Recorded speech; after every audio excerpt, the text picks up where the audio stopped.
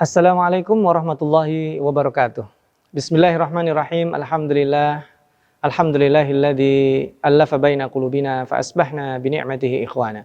Allahumma shalli wa sallim wa barik ala nabiyyina Muhammadinil Mustafa wa ala alihi wa ashabihi wa man ittaba'al huda amma ba'd. Sahabat TVmu, para pemirsa Cahaya Ilahi yang dirahmati Allah Subhanahu wa taala, kita panjatkan rasa syukur, bertahmid kepada Allah atas limpahan karunia nikmat yang sangat luar biasa, terutama nikmat waktu, keberkahan usia kita, dan perjumpaan kita dengan bulan Ramadan. Allah berikan kita kesempatan dan peluang-peluang kebaikan yang dibentangkan demikian mudahnya. Mudah-mudahan peluang-peluang kebaikan tersebut bisa kita gunakan sebagaimana mestinya. Sahabat TVmu, para pemirsa Cahaya Ilahi, pernah nggak dengar ada ungkapan tidurnya orang puasa itu ibadah? Nah, tentu kita mengira bahwa kalau tidurnya orang puasa ibadah, mendingan saya tidur. Dari setelah sholat subuh, tidur lagi, zuhur, sholat, tidur lagi, asar, sholat, tidur lagi, kemudian berbuka puasa. Ternyata itu bukan ungkapan yang dikatakan oleh Rasulullah SAW. Sebagian ada yang mengatakan, oh itu hadis, ternyata bukan. Jadi itu maknanya begini, tidurnya seseorang itu dinilai akan lebih bagus. Tidurnya orang puasa akan dinilai lebih bagus dibanding jika ketika dia tidak tidur tapi dia ngomongin orang. Dia nggak tidur tapi rusuh ibaratnya. Dia tidak tidur tapi berbuat sesuatu yang bisa mengulangi esensi dari puasa itu sendiri.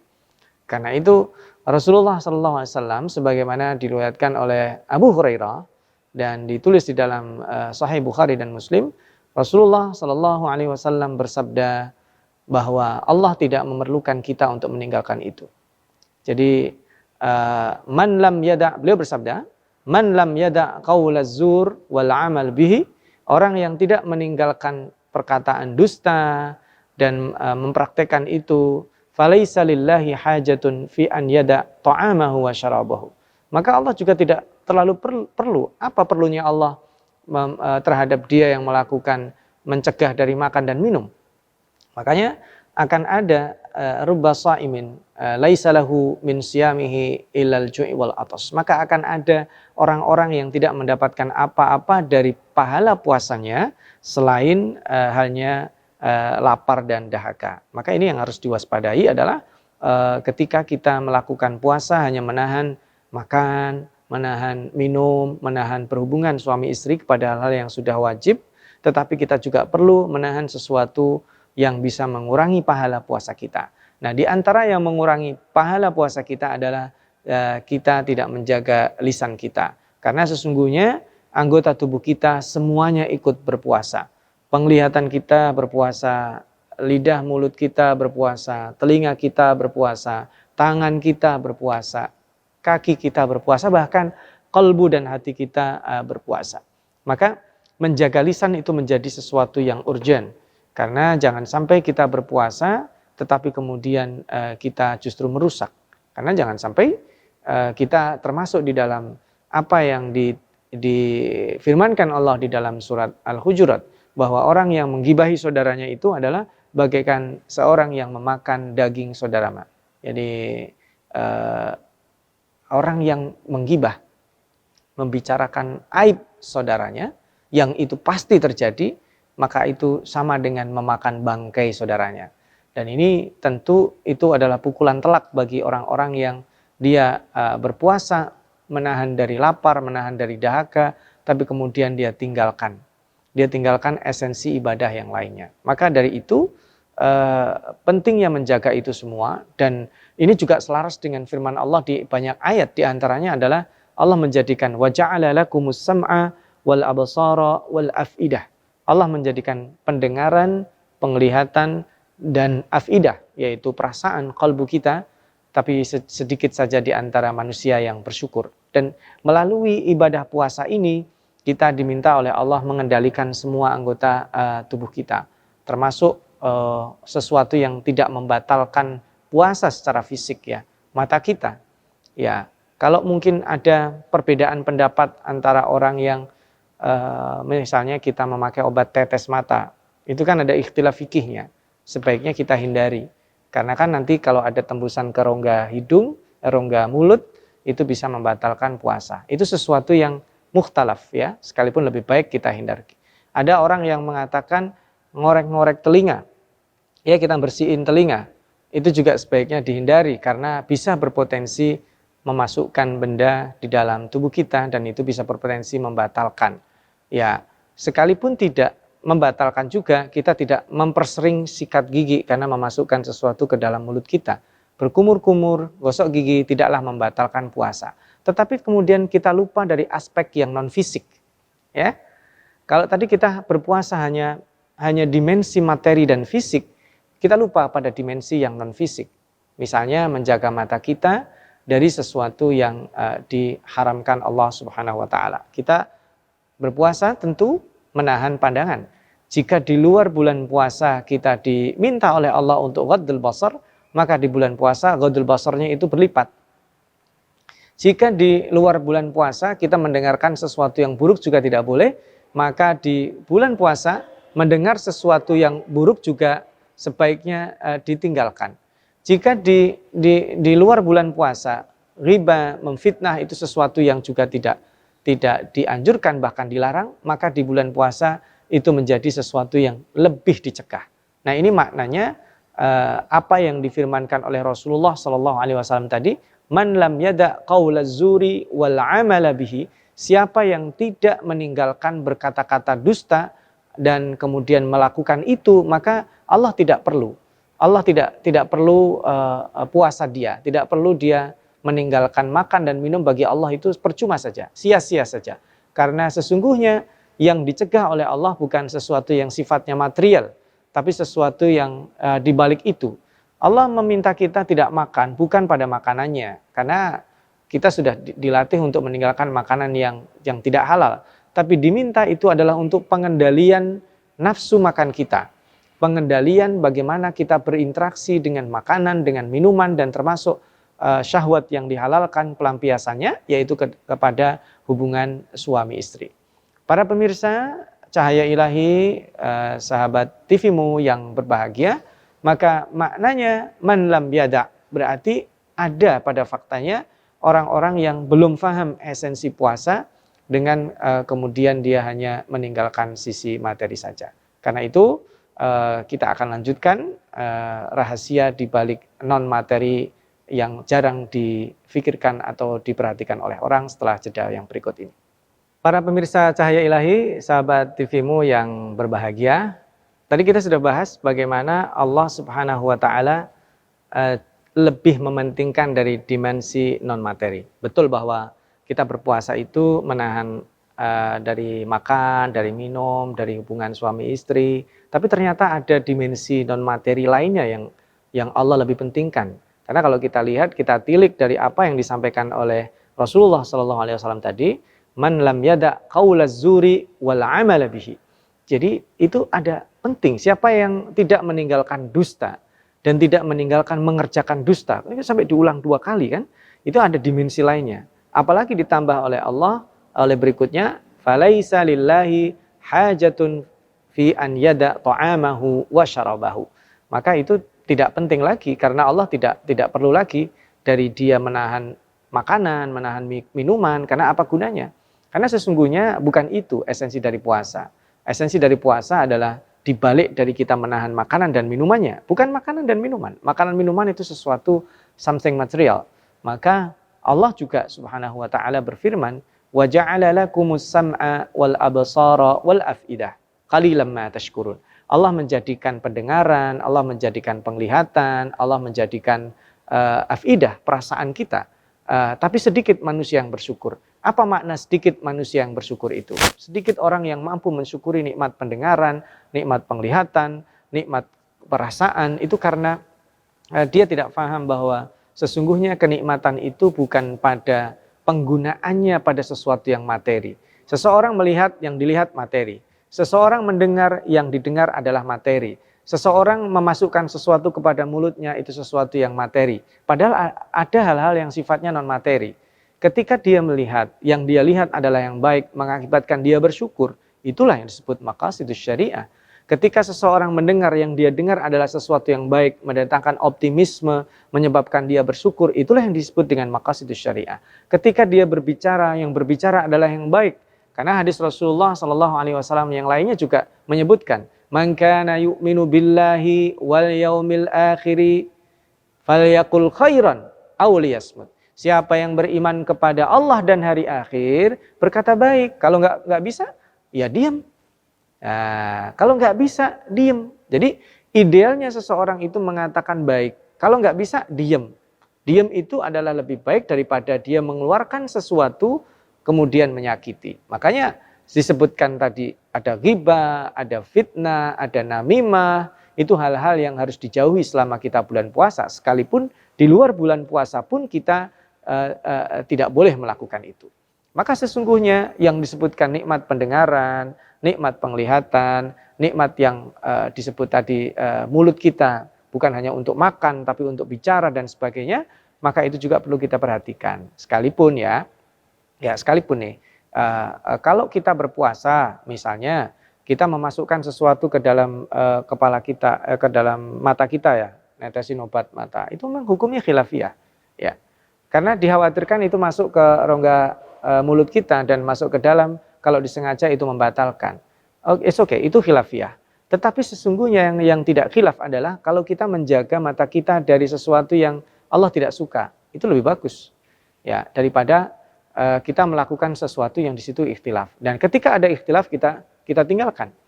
Kemudian kita mendengarkan sesuatu, itu sesuatu yang sifatnya non materi. Nah, sekarang kalau kita ngorek, misalnya kita ngorek, itu ada potensi juga membatalkan puasa secara fisik. Itu betul, kita hati-hati dari tidak ngorek kuping. Tapi kemudian kita tidak hati-hati dari mendengarkan sesuatu yang buruk. Aib-aib kita menikmati majelis ghibah, kita bersahabat dengan bigos-bigos, orang-orang yang suka gosipin orang, itu juga buruk. Termasuk juga kita suudzon, berprasangka buruk kepada orang, itu yang tidak seharusnya kita lakukan selama bulan puasa. Karena seluruh anggota tubuh kita itu bersama dengan makanan dan minuman yang kita cegah, kita juga puasa. Semua anggota tubuh kita, mata, telinga, mulut, tangan, kaki, semuanya kita cegah untuk lebih hati-hati lagi. Sebelumnya kita hati-hati, karena pada saat kita berpuasa kita hati-hati, maka kemungkinan setelah kita terlatih selama 1 bulan penuh, kita bisa full kontrol terhadap anggota tubuh kita. Karena ada kalanya seseorang tidak bisa mengontrol begitu saja. Ya mohon maaf, orang yang terbiasa berkumpul dengan majelis gosip, begitu duduk saja itu sudah langsung ada orang yang diomongin. Orang yang terbiasa, dia tidak pernah menahan pandangannya, begitu ada objek yang menyebabkan Allah murka, dia tidak menahan, dia coba aja tertarik di sana. Begitu kemudian mulutnya ringan sekali berkata-kata buruk. Padahal yang dimaksud berpuasa adalah mengalihkan hal-hal yang tidak baik tersebut kepada hal-hal yang baik. Mulut kita seharusnya pada saat kita berpuasa, kenapa ada disunahkan baca Quran? Supaya lebih baca Quran kita fokuskan. Supaya lebih kita berzikir, supaya lebih kita berkata baik, supaya lebih kita punya preferensi yang lebih bagus tampilan kita, mulut kita ini bisa kita jaga dari hal-hal yang menyebabkan Allah murka. Demikian juga pada pandangan mata kita. Ketika mata kita ini di luar bulan Ramadan itu sudah kita cegah untuk melakukan pandangan kepada hal-hal yang kurang baik, yang sering disebut dengan ghaddul basar, maka di bulan puasa ghaddul basar itu menjadi satu tuntutan yang lebih kuat lagi untuk kita kendalikan. Demikian juga anggota tubuh kita yang lainnya, tangan kita, telinga kita, hal-hal yang lainnya. Dan ini yang menarik, dan suatu ketika saya juga punya pengalaman begini. Kita perlu menyampaikan risalah Islam dan termasuk risalah puasa ini kepada semua orang. Kita akan kebayang ya kalau yang disebut Allah 3 tadi itu, wa ja'ala lakumus sam'a wal absara wal afidah. Orang yang kalau terganggu penglihatannya, bagaimana kita menyampaikan Islam kepada mereka? Bagaimana mereka menjaga puasa? Mereka itu menjaga apa-apa yang tadi kita sebutkan. Mohon maaf, orang kalau tunanetra dia nggak bisa melihat, makna puasanya ya tentu yang lainnya.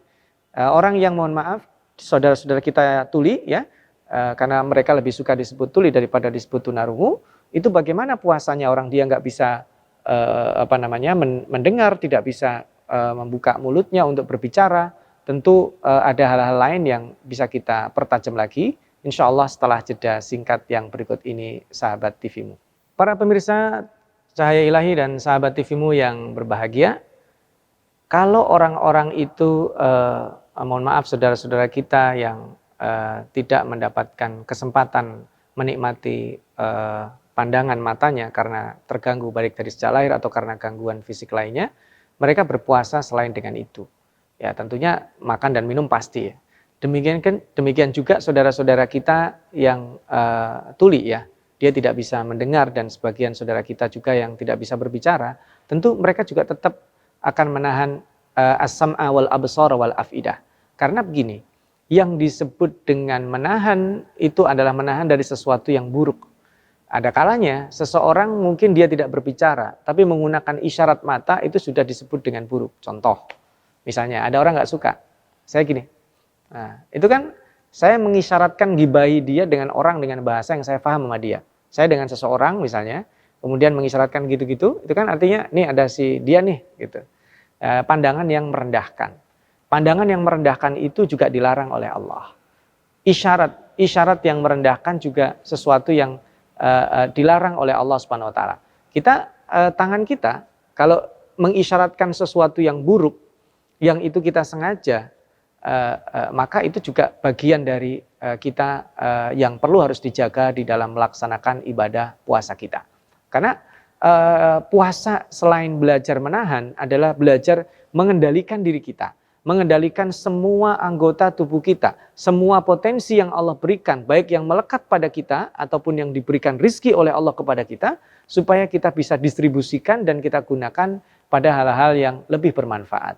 Maka subhanallah, orang yang diberikan matanya kemudian teduh, barangkali itu adalah karena latihan dia melihat hal-hal yang baik, barangkali itu karena dia mencegah melihat sesuatu yang buruk, barangkali kemudian dia senyumnya menjadi enak karena memang bukan hanya dia defaultnya murah senyum, tapi karena Allah Subhanahu wa taala suka dengan pandangan matanya yang diarahkan kepada yang baik. Orang-orang yang mendengarkan yang baik misalnya, ya, mendengarkan hal-hal yang dia rekayasa, dia usahakan kalau dia buruk dia tinggalkan, dia tahan pada hal yang buruk, maka kemudian dia juga akan mudah masuknya kebaikan-kebaikan di dalam dirinya. Mulutnya juga demikian. Ada orang-orang yang kadang kita takut ya. Kadang kita takut nih, kalau ketemu orang kadang kita takut, aduh janganlah dia ngomong, karena begitu dia ngomong melukai banyak orang. Jangan sampai kita seperti itu. Kita diharapkan lebih banyak diamnya, itu sesuatu yang kita harus pelajari. Jangan-jangan ketika orang lebih banyak mengharapkan diam kita, itu bisa jadi yang keluar dari mulut kita adalah sesuatu yang menyakitkan, sesuatu yang membuat terganggunya kehidupan yang harmonis secara sosial. Maka ketika kita melihat orang secara umum, secara zahir, ada kaitannya juga pada sesuatu yang tidak zahir. Karena itu jangan kita sepelekan banyaknya zikir, jangan kita sepelekan banyaknya baca Quran melalui mulut kita. Banyaknya kita melihat hal-hal yang baik, membaca dan sebagainya, mendengarkan hal yang baik. Karena itu akan berdampak secara non-materi. Misalnya, kalau kita tidak membaca, tentu kita tidak punya sesuatu yang bisa kita omongkan. Kalau kita tidak mendengar yang baik, tentu yang akan keluar adalah sesuatu sebaliknya. Maka dengan ibadah puasa ini, sekali lagi, selain kita menahan dari sesuatu yang buruk, maka kita kendalikan itu untuk di bawah kontrol kita. Kalau sudah di bawah kontrol kita berarti tergantung kita. Kebiasaan dan habit kita akan dilakukan kemana. Karena itu sahabat TV-mu dan para pemirsa, sebagai pembelajaran penting dari apa makna kita mengendalikan anggota tubuh kita. Ini juga ada hadis Rasulullah SAW yang lainnya. Kullu sulama minan nas, setiap ruas-ruas anggota tubuh manusia itu wajib disedekahi. Wajib disedekahi. Kulla yaumin tatlu'u fihi syams, setiap matahari terbit itu wajib kita sedekahi. Dan itu bisa digantikan dengan sholat duha. Ya, salah satunya ya. Nah, makna sholat duha itu bukan berarti kemudian kalau kita sudah sholat duha, kita boleh sembarangan. Ya, sama halnya begini, kalau nanti sudah selesai puasa, berarti saya boleh jelalatan lagi. Berarti nanti saya boleh berbicara sembarangan lagi.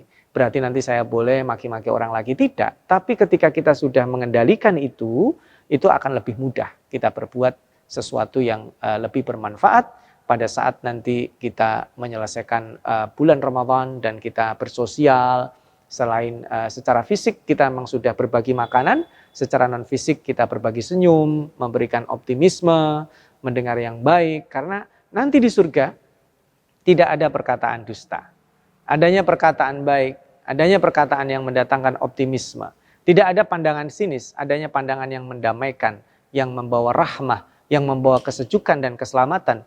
Karena umat Islam, kaum muslimin yang sudah menjalankan puasa, dia menjadi duta keselamatan. Ketika seseorang berpuasa dan dia ada rahmat di dalam hatinya, mendapat pengampunan Allah, maka secara otomatis anggota tubuhnya yang semuanya tadi itu terberdayakan pada sisi-sisi yang lebih positif dan dijauhkan pada hal-hal yang negatif.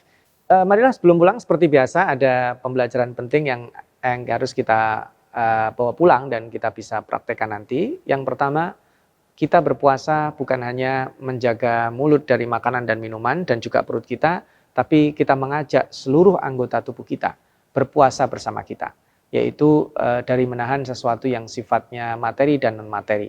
Melihat yang buruk itu juga, cara melihat yang buruk itu juga dihisap oleh Allah. Kita melihat aurat orang itu nggak boleh.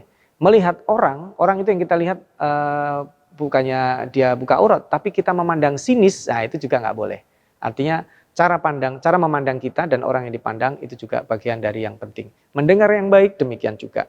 Berkata-kata yang baik, mengurangi perkataan atau tidak berkata-kata yang buruk termasuk ghibah, namimah, ini juga bagian dari berpuasa. Anggota tubuh kita yang lain, tangan dari mengisyaratkan sesuatu yang buruk ya. Dan kemudian yang kedua juga sebagai refleksi rasa syukur kita. Jadi anggota tubuh kita yang berpuasa itu sesungguhnya adalah refleksi syukur, dan supaya nanti lebih terbiasa lagi di dalam melakukan kebaikan, karena pada saat kita berpuasa kita sudah menahan yang buruk dan kemudian kita pergunakan yang baik, maka harapannya akan lebih mudah di luar bulan puasa. Mudah-mudahan bermanfaat. Mohon maaf bila ada kekurangan, kekhilafan. Nasrum minallah wa fathun qarib wa basyiril mu'minin. Wassalamualaikum warahmatullahi wabarakatuh.